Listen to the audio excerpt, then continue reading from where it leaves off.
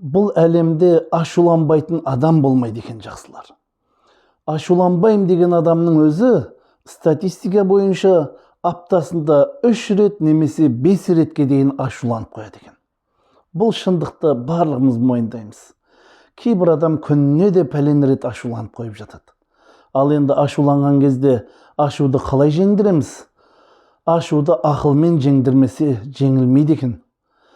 Айтеке би бабамыздан бір жігіт келіп айтады, ашуланып келіп айтады: мені пәленше деген кісі қорлады, соған қалай жауап берсем болады дейді.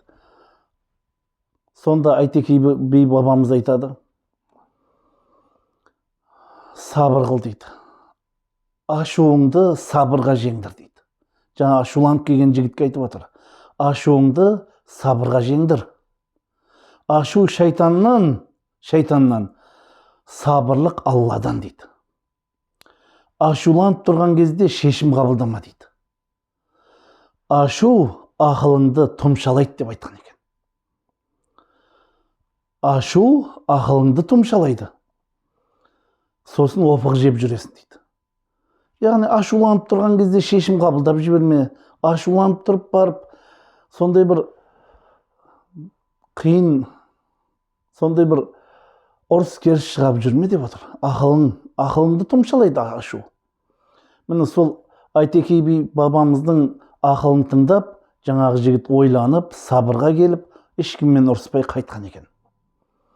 Жақсылар, бізде бұл әлемде тіршіліктің себебімен бірнеше мәрте ашуланып қоямыз.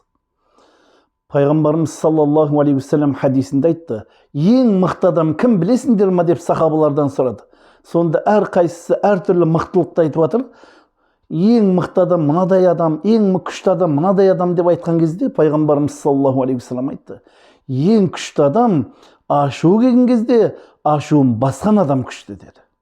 Бір насихат айтыңызшы деп келген бір жігітке: насихат айтыңызшы я Расулалла деген кезде ашуланба деді. Насихат айтыңызшы дегенде ашуланба деді. Ашуланба.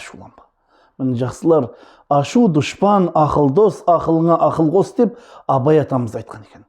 Пайғамбарымыз саллаллаху алейхи вассалам хадисінде айтты: қатты сондай бір ашуың келсе дейді, қатты бір ашуың келсе отыр дейді.